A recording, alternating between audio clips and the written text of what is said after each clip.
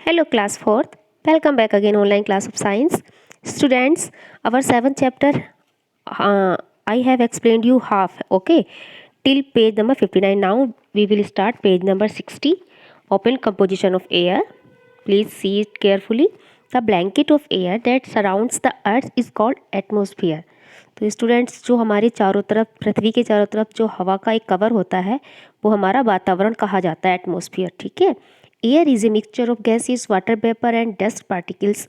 जो हवा होती है बच्चों, वो गैस का, पानी का और धूल के कणों का एक मिक्सचर होता है, मिला जुला रूप। The amount of water vapour in the air at A given time and place is called humidity. तो जो हमारे पानी का जो बाष्पीकरण होता है उसकी एक प्रचुर मात्रा समय के अकॉर्डिंग दिखाई देती है जगह जगह पर, उसे हम ह्यूमिडिटी कहते हैं। The two main gases in the air are oxygen, nitrogen. दो प्रमुख गैसें होती हैं बच्चों हमारे इस वातावरण में, ऑक्सीजन 21% और nitrogen 78%। Okay, and 1% of the air contains other gases like carbon dioxide, argon and helium. Now you can see here this diagram. Oxygen is essential for breathing and burning.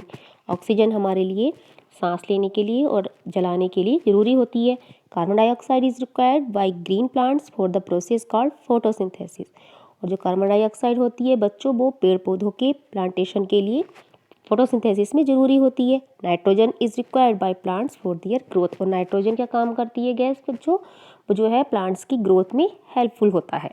और ब्रीथिंग एंड बर्निंग में देखेंगे, we are always breathing to stay alive. हम लोग जो है सांस के लेने के कारण ही जिंदा रहते हैं, है ना, जीवित है। Breathing involves two processes, inhalation and exhalation.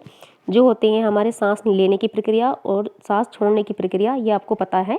The air we breathe in has oxygen. जो अंदर हम सांस लेते हैं उसको क्या बोलते हैं बच्चों, ऑक्सीजन, है ना। The oxygen in the air we breathe in burns the digested food to produce energy and carbon dioxide. और जो ऑक्सीजन होती है हवा के द्वारा जो अंदर जाती है वो हमारे खाने के डाइजेस्ट को हेल्प करती है, और कार्बन डाइऑक्साइड जो हमारी एनर्जी को, ताकत को, उसको गेन करने में भी हेल्प करती है। This is called respiration. Okay, now air pollution. The unwanted and undesirable things present in the air cause air pollution. जो हमारी अनचाही, जिनको हम नहीं चाहते, ऐसी ऐसी चीज़ें भी हमारे वातावरण में होती हैं जिनको हम एयर पोल्यूशन कहते हैं। ठीक है, वायु प्रदूषण। Things that pollute the air are called air pollution. जो हमारी हवा को प्रदूषित करते हैं बच्चों, उसे हम जो है वायु प्रदूषण कहा जाता है। The air around gets polluted by dust from street, smoke from factories, burning garbage etc. तो बच्चों जो कूड़ा होता है, जलने से जो धुआं उठता है, फैक्ट्री का जो धुआं निकलता है, वो सारा जो हमारा एयर पोल्यूशन के जो है से पैदा होता है। Vehicles on the road also give out smoke which cause air pollution. और जो वाहनों से निकला हुआ धुआं होता है, जो पेट्रोल से निकलता है, वो भी हमारा एयर पोल्यूशन का एक रीज़न है। Breathing polluted air can make us sick. और जो हवा जो हम लेते हैं, प्रदूषित हवा को, जो पोल्यूटेड एयर होती है जो हम अंदर लेते हैं, वो हमें बीमार कर देती है। कुछ लोगों को बच्चों अस्थमा, ब्रोंचिट्स और अदर जो है रेस्पिरेटरी डिसीजेज हो जाती हैं जब हम लोग वो गंदी हवा को अंदर, प्रदूषित हवा को अंदर सांस के द्वारा लेते हैं। It is advisable to cover your nose and mouth while sneezing to prevent germs from entering the surrounding air। इसलिए जब कभी भी हम अपनी चारों तरफ हवा में सांस लेने के लिए जाते हैं तो ये हमें एडवाइस दी जाती है कि अपने नाक और मुंह को हम लोग कवर करके रखें। Okay, when people breathe in the air they fall sick. जब वो इस पोल्यूटेड एयर में सांस लेते हैं तो बच्चों को क्या होता है, वो बीमार हो जाते हैं। अंडरस्टूड। इन विंटर, जाड़ों में भी the smoke in the air mix with fog and form smoke.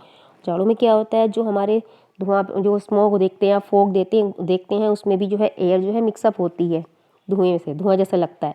This also causes breathing problems and make movements of traffic difficult due to poor visibility. तो ये सब बच्चों जो फोग दिखाई देता है, सारी सांस लेने की दिक्कतें होती हैं, वो सब जो इस तरह से ट्रैफिक में भी जो धुआं निकलता है, वही जो है विंटर्स में हमें फोग स्मोक के रूप में दिखाई देता है, जो कि हमारे लिए बहुत हानिकारक है। Students, you can see the pictures of smoke also. Now this chapter is also fully completed. New words you will write in your copy.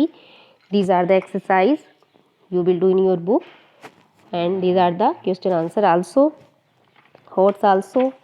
Now you see the diagram, draw diagrams to explain this type of pictures. Now you can see air is needed for burning. This diagram you will draw.